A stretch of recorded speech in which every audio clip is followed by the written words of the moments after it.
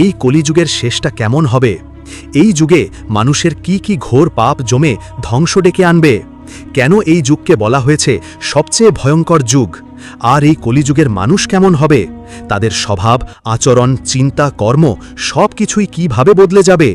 এবং সেই 5টি ভয়ঙ্কর সংকেত যা দেখে বুঝবেন পৃথিবী এসে দাঁড়িয়েছে ধ্বংসের একদম দরজায়। আর সবচেয়ে বড় কথা, এই পাপময় যুগে মানুষ কি করলে মুক্তি পেতে পারে, এই সমস্ত কিছু এই ভিডিওতে জানতে পারবেন। হিন্দু ধর্মগ্রন্থ অনুযায়ী গোটা ব্রহ্মাণ্ডে 4টি যুগ: সত্যযুগ, ত্রেতাযুগ, দাপর যুগ এবং সর্বশেষ কলিযুগ। আর এখন চলছে এই চক্রের শেষ অন্ধকারতম অধ্যায়, কলিযুগ। আসুন বুঝেনি কলিযুগ এখন কোন অবস্থানে আছে। কলিযুগের মোট আয়ু ধরা হয়েছে 4,32,000 বছর। এই যুগের সূচনা হয়েছিল মহাভারতের যুদ্ধ শেষ হওয়ার পর, অর্থাৎ দাপর যুগের অবসানে। এখন পর্যন্ত প্রায় 5,000 বছর কেটে গেছে, মানে এখনও বাকি প্রায় 4,27,000 বছর। কল্কি পুরাণ আর গরুর পুরাণে এমন কিছু কথা লেখা আছে যা শুনলে শুধু মন নয়, আপনার পুরো শরীর কেঁপে উঠবে, লোম খাড়া হয়ে যাবে, আর ভাবলেই বুক ধরফর করতে শুরু করবে। কলিযুগের শেষ সময়টা ভাবতেই গা শিউরে ওঠে। কেউ পাশে থেকেও একা হয়ে যাবে। ধর্মগ্রন্থগুলোর পাতায় লেখা আছে এমন কিছু ভবিষ্যৎবাণী যেগুলো আমাদের সামনে খুলে দেয় এক ভয়ঙ্কর ভবিষ্যতের দরজা। আর আজ আমরা একসাথে সেই দরজাটা খুলতে যাচ্ছি। এই যাত্রা শুধু জানাবে না, আপনার চিন্তাধারাকেই কাঁপিয়ে দেবে।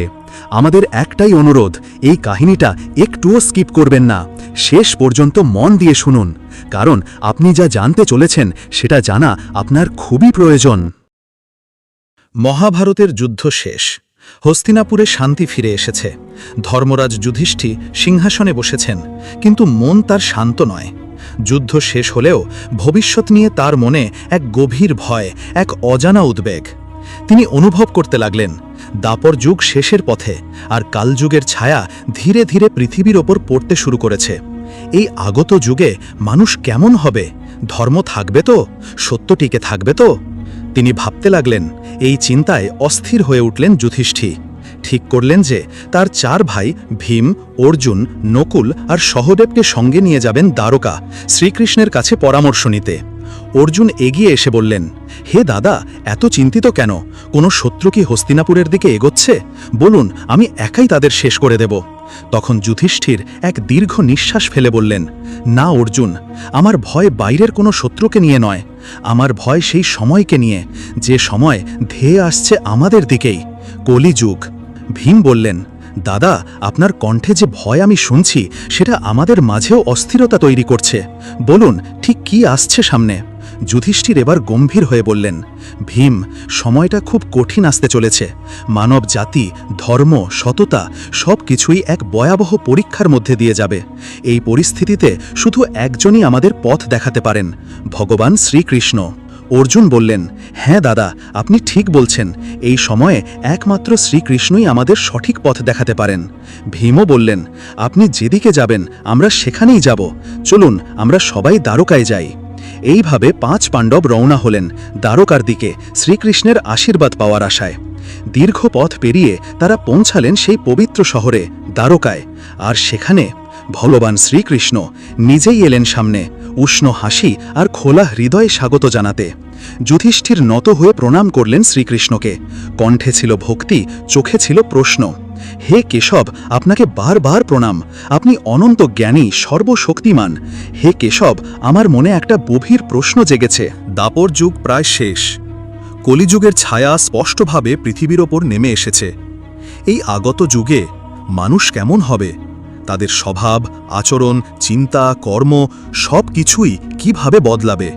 আর সবচেয়ে বড় কথা, এই যুগে কি এখনো মোক্ষের পথ খোলা থাকবে? মানুষ কি করলে মুক্তি পেতে পারে? শ্রীকৃষ্ণ হালকা হেসে বললেন, হে ধর্মরাজ, তোমার প্রশ্ন খুবই যুক্তিসঙ্গত। তবে কলিযুগকে শুধু বলে বোঝানো যাবে না, তাকে দেখতে হবে, অনুভব করতে হবে। আমি যদি তোমাকে এখনই সব বলে দিই তবে সেটা হবে শোনার মতো এক তথ্য, কিন্তু তুমি যদি তা নিজে অনুভব করো তবে সেটা হবে তোমার চেতনার পরিবর্তন। যুধিষ্ঠির বললেন, হে মাধব, আপনি যেই অভিজ্ঞতার কথা বলছেন সেই পরীক্ষার জন্য আমাদের কি করতে হবে? শ্রীকৃষ্ণ বললেন, তোমাদের প্রত্যেককে যেতে হবে এক বনের ভিন্ন ভিন্ন দিকে, ঘন, রহস্যময় আর ভয়ানক বনভূমির দিকে। সেই বনে এমন কিছু ঘটবে যা অবিশ্বাস্য, অদ্ভুত, ভয়ঙ্কর, আর সেগুলোই তোমাদের চোখ খুলে দেবে। সেই অভিজ্ঞতার মধ্যে দিয়েই তোমরা বুঝতে পারবে এই কলিযুগ মানুষের জীবনে ঠিক কিভাবে ছায়া ফেলবে, ধর্ম, সম্পর্ক, আত্মা সবই কিভাবে ভেঙে পড়বে। যুধিষ্ঠির মাথা নোয়ালেন, বললেন, হে কেশব, আপনি যেদিকে যেতে বলবেন আমরা সেদিকেই যাব, আপনার আদেশই আমাদের পথ। শ্রীকৃষ্ণ বললেন, তোমরা সবাই সামনের এক বনের চারিদিকে রওনা দাও। সেই সব বনে চোখ রাখো, কিছু অস্বাভাবিক, কিছু অশুভ, কিছু ভয়ঙ্কর কিছু যদি দেখতে পাও তা আমায় জানাও। তোমাদের দেখা ও বোঝার মধ্যে দিয়েই আমি তোমাদের সামনে তুলে ধরব কলিযুগের গভীরতম রহস্য। এইভাবেই পাণ্ডবরা প্রস্তুত হলেন। তারা রথ থেকে নেমে এক এক করে হাঁটা শুরু করলেন ভিন্ন ভিন্ন দিকে গভীর অরণ্যের পথে। সেই বনের পরিবেশ একদিকে শান্ত, অন্যদিকে কেমন অদ্ভুত। পাখিরা অদ্ভুত শব্দে ডাকছে, আকাশ যেন ভারী হয়ে উঠেছে। পাণ্ডবরা ছড়িয়ে গেলেন চারদিকে, কারণ তাদের লক্ষ্য একটাই, বেশি করে অভিজ্ঞতা অর্জন করতে হবে, তবেই ভবিষ্যৎ সম্পর্ককে তত বেশি স্পষ্ট ধারণা পাওয়া যাবে। চারদিকে পাণ্ডবরা ছড়িয়ে পড়েছেন। প্রকৃতি তখন থেমে নেই, বরং একের পর এক অদ্ভুত দৃশ্য তৈরি করে দিচ্ছে। কলিযুগের সেই ভবিষ্যৎ রূপ যা চোখে দেখা যায় কিন্তু সহজে বোঝা যায় না। যুধিষ্ঠিরের অভিজ্ঞতা। যুধিষ্ঠির ধীরে ধীরে পা রাখলেন ঘন অরণ্যে। সামনে দেখা গেল এক বিশাল হাতি, কিন্তু তার ছিল দুইটি শুঁড়। সে তার দুই শুঁড় দিয়ে গাছপালা একের পর এক উপড়ে ফেলছে, ধ্বংস করছে সবকিছু। সেই দৃশ্যের সামনে দাঁড়িয়ে যুধিষ্ঠির ভাবলেন, এরা কি দেখাচ্ছে আমাকে? এক অদ্ভুত শক্তি যা দ্বিগুণ হয়ে সবকিছু ধ্বংস করছে। অর্জুনের অভিজ্ঞতা। অর্জুনের সামনে ছিল এক মনোরম অরণ্য, পাখিদের ডাক, বাতাসের শব্দ, প্রকৃতি যেন তাকে স্বাগত জানাচ্ছে। হঠাৎই তিনি দেখলেন এক বিশাল পাখি, তার ডানায় লেখা রয়েছে বেদের রচনাগুলি। সেই পবিত্র পাখি মৃত প্রাণীর মাংস খাচ্ছে। অর্জুন থমকে গেলেন, মনে প্রশ্ন জাগল, এ কেমন দৃশ্য? পবিত্র জ্ঞান আর অপবিত্র ভোজন একসাথে। ভীমের অভিজ্ঞতা। ভীম এলেন সবুজ চারণভূমিতে, শান্ত পরিবেশ, গরুর পাল, যেন কিছুই ঘটছে না। তিনি দেখলেন এক গাভী, জন্ম দিলেন একটি ছোট্ট বাছুর। ভীম মনোযোগ দিয়ে দেখছেন, কিন্তু হঠাৎই গাভী শুরু করল বাছুরটিকে চাটতে, এতটাই জোরে যে বাছুরের গায়ের রক্ত বেরিয়ে এলো। ভীম স্তব্ধ। মাতৃত্ব, যেখানে বাচ্চার নিরাপত্তায় থাকার কথা, সেই ভালোবাসাই যদি ক্ষত তৈরি করে, তবে এই ভালোবাসা কতটা ভয়ঙ্কর। সহদেবের অভিজ্ঞতা। সহদেব এসে দাঁড়ালেন এক শান্ত জলাশয়ের ধারে। সামনে ছিল 7টি কুঁয়ো। 6টি কুঁয়ায় ছিল জল, কিন্তু মাঝখানের সবচেয়ে বড় গভীর কুঁয়াটি একেবারে শুকনো। সহদেব চুপচাপ দাঁড়িয়ে গভীরভাবে ভাবছেন, যেখানে গভীরতা বেশি সেখানে তো জল থাকা উচিত, তবে এখানে তো কিছুই নেই। এই শূন্যতা আসলে কি? নকুলের অভিজ্ঞতা। নকুল পাহাড়ি পথে উঠছেন, চারপাশে সবুজ, নিস্তব্ধতা, প্রকৃতির অপার সৌন্দর্য। হঠাৎই এক বিশাল পাথর গড়িয়ে আসতে শুরু করল। সে তার পথে থাকা সব বড় গাছ উপড়ে ফেলছে। কিন্তু যখন সেই পাথরটি পৌঁছালো একটি ছোট্ট গাছের সামনে, পাথরটি থেমে গেল। নকুল স্তব্ধ হয়ে গেলেন। বড় গাছগুলো সব কিছু তো ভেঙে গেল, কিন্তু এই ছোট্ট গাছটা টিকে গেল কিভাবে? সবাই ফিরে এলেন। এই 5টি অভিজ্ঞতা হাতে নিয়ে পাণ্ডবরা ফিরে এলেন শ্রীকৃষ্ণের কাছে। পাণ্ডবদের অভিজ্ঞতা ও শ্রীকৃষ্ণের ব্যাখ্যা, কলিযুগের প্রতিচ্ছবি। যুধিষ্ঠির প্রথমে নিজের অভিজ্ঞতা ভাগ করে নিলেন। হে প্রভু, আমি দেখেছি এক 2 শুঁড়ওয়ালা হাতি, যে 2 দিক দিয়ে গাছ উপড়ে ফেলে দিচ্ছে। শ্রীকৃষ্ণ মৃদু হেসে বললেন, হে ধর্মরাজ, তুমি যা দেখেছ তা ভবিষ্যতের শাসকের প্রতীক। এই হাতির 2 শুঁড় হল তাদের দ্বৈত চরিত্র। একদিকে তারা চাইবে প্রজাদের শ্রদ্ধা, ভালোবাসা, আনুগত্য, আর অন্যদিকে তারাই করবে শোষণ, অন্যায় ও অবিচার। তারা ধর্মের মুখোশ পরে সৎ সাজবে, কিন্তু ভেতরে থাকবে স্বার্থপরতা, ক্ষমতা লিপ্সা ও আত্মকেন্দ্রিকতা। এই হলো কলিযুগের এক ভয়ানক রূপ, যেখানে নেতারা মুখে ধর্ম বলবে অথচ কার্যকলাপে থাকবে অধর্ম। অর্জুনের অভিজ্ঞতার ব্যাখ্যা। অর্জুন ধীরে স্বরে বললেন, প্রভু, আমি দেখেছি এক বিশাল পাখি, তার পাখায় লেখা ছিল বেদের পবিত্র রচনাগুলি, কিন্তু সেই পাখিটি খাচ্ছিল মৃত প্রাণীর মাংস। আমি কিছুই বুঝে উঠতে পারিনি। শ্রীকৃষ্ণ মাথা নেড়ে বললেন, হে অর্জুন, তুমি যে পাখিকে দেখেছ সে হলো এই যুগের তথাকথিত পণ্ডিত বা জ্ঞানীদের প্রতীক। তারা মুখে বলবে বেদের কথা, নীতির কথা, আধ্যাত্মিকতার কথা, কিন্তু তাদের হৃদয় থাকবে অপবিত্র ও লোভে পূর্ণ।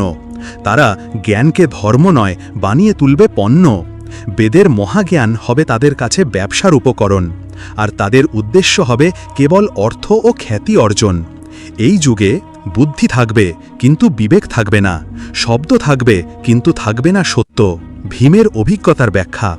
ভীম গম্ভীর গলায় বললেন, প্রভু, আমি দেখেছি একটি গাভী, সে তার সদ্যজাত বাছুরকে এত জোরে চাটছিল যে বাছুরটির শরীর রক্তাক্ত হয়ে গেল। আমি অবাক হয়ে ভাবলাম, এই কি মাতৃত্ব? শ্রীকৃষ্ণ বললেন, হে ভীম, তুমি এক গভীর সত্য দেখেছ। কলিযুগে মা বাবারা সন্তানদের প্রতি ভালোবাসায় অন্ধ হয়ে যাবে। তারা ভাববে আমার প্রতিটি সিদ্ধান্তই ভালোবাসা থেকে, কিন্তু সেই অতিরিক্ত স্নেহ একসময় সন্তানের স্বাধীনতা, আত্মবিশ্বাস, আত্মনির্ভরতা কেড়ে নেবে। মাতৃত্ব বা পিতৃত্ব হয়ে উঠবে বন্ধন। যেখানে ভালোবাসা থাকবে তবে তা হবে শ্বাসরুদ্ধ ভালোবাসা, যা সন্তানকে গড়বে না বরং বেঁধে ফেলবে। সহদেবের অভিজ্ঞতার ব্যাখ্যা। সহদেব শান্ত গলায় বললেন, প্রভু, আমি দেখেছি 7টি কুয়া, তার মধ্যে 6টি ছিল জলভর্তি, কিন্তু মাঝখানের সবচেয়ে বড় আর গভীর কুয়াটি একেবারে শুকনো। আমি কিছুই বুঝতে পারিনি। শ্রীকৃষ্ণ মৃদু হেসে বললেন, হে সহদেব, এই কুয়াগুলি হল মানুষের হৃদয়। 6টি কুয়া যেভাবে ভরা ছিল ঠিক সেভাবেই কলিযুগে মানুষের বাহ্যিক জীবন হবে সাজানো, সমৃদ্ধ, জাঁকজমকপূর্ণ। তাদের চারপাশে থাকবে বিলাস, গ্ল্যামার, ধন সম্পদ, কিন্তু সবচেয়ে গভীর বিষয় অন্তরাত্মা থাকবে শূন্য। ভিতরে থাকবে না দয়া, না সহানুভূতি। তারা প্রতিবেশীর অভাব দেখবে না, দেখলেও উপেক্ষা করবে। এই যুগে মানবতা হারাবে দিক নির্দেশনা, আর স্বার্থপরতাই হয়ে উঠবে প্রধান ধর্ম। নকুলের অভিজ্ঞতার ব্যাখ্যা। নকুল বললেন, হে প্রভু, আমি দেখেছি একটি বিশাল পাথর যা গড়িয়ে আসছে পাহাড় থেকে, আর তার পথে থাকা সব বড় বড় গাছ উপড়ে ফেলছে। কিন্তু যখন সেটি একটি ছোট্ট গাছের সামনে এলো, পাথরটি থেমে গেল। আমি স্তব্ধ হয়ে গিয়েছিলাম। শ্রীকৃষ্ণ বললেন, হে নকুল, তুমি কলিযুগের সবচেয়ে আশ্চর্য সত্য দেখেছ। এই যুগে ধন, পদ, ক্ষমতা কিছুই কাউকে রক্ষা করতে পারবে না। সব বড় গাছ মানে সব অহংকারী, দম্ভী মানুষ উপড়ে যাবে। তাদের প্রভাব, নাম, প্রতিপত্তি কিছুই থাকবে না। কিন্তু যে ছোট্ট গাছ নম্র, সরল এবং ঈশ্বর ভক্ত, তাকে পাহাড়ের পাথরও স্পর্শ করতে পারবে না। এই যুগে ভগবানের নাম আর বিশ্বাসী হবে একমাত্র আশ্রয়, যা দেখতে ছোট কিন্তু রক্ষা করবে সবথেকে বড় বিপদ থেকেও। এইভাবে পাণ্ডবরা প্রত্যেকে জেনে গেলেন, কলিযুগ কেবল একটা সময় নয়, এটা এক ভয়ঙ্কর মনোবৃত্তি, যা মানুষের চরিত্র, সমাজ এবং আত্মার ওপর রেখে যাবে গভীর ছাপ। গরুর পুরাণের এক প্রসঙ্গে গরুড়জি ভগবান বিষ্ণুকে প্রশ্ন করলেন, হে প্রভু, 4 যুগের মধ্যে কলিযুগই কেন সবচেয়ে ভয়ঙ্কর যুগ বলা হয়েছে? এই যুগের শেষের পূর্বে কি কি সংকেত দেখা দেবে?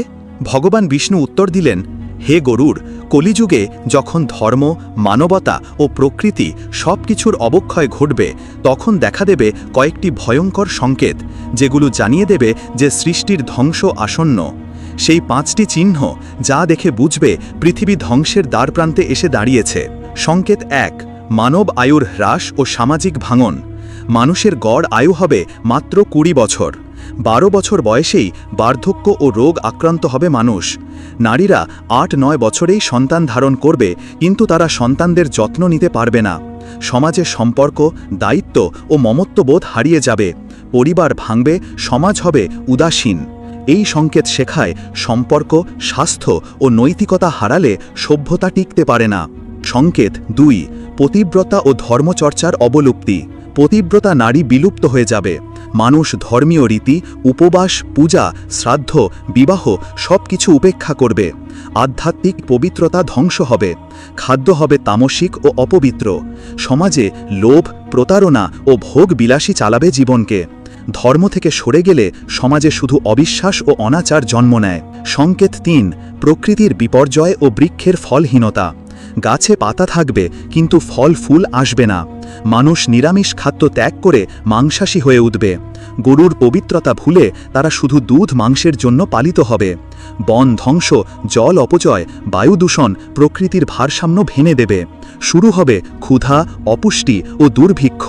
প্রকৃতি আমাদের দেবতা, অবহেলা করলে সে আশীর্বাদ নয়, বিনাশ ডেকে আনবে। সংকেত 4, বৃষ্টির অভাব ও খাদ্য সংকট। বৃষ্টি বন্ধ হয়ে যাবে, ধান চাল ফলানো বন্ধ হবে, যা হবে রসহীন ও অপুষ্টিকর। কেবল ছাগলের দুধ পাওয়া যাবে, মানুষ ক্ষুধা ও তৃষ্ণায় কাতর হবে। চাষাবাদ থেমে গিয়ে সমাজে ছড়াবে অরাজকতা, হিংসা ও বিশৃঙ্খলা।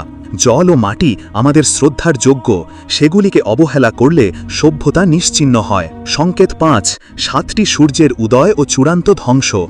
ভগবান বিষ্ণু সূর্যের তেজ ধারণ করবেন, শুষে নেবেন পৃথিবীর সমস্ত জল।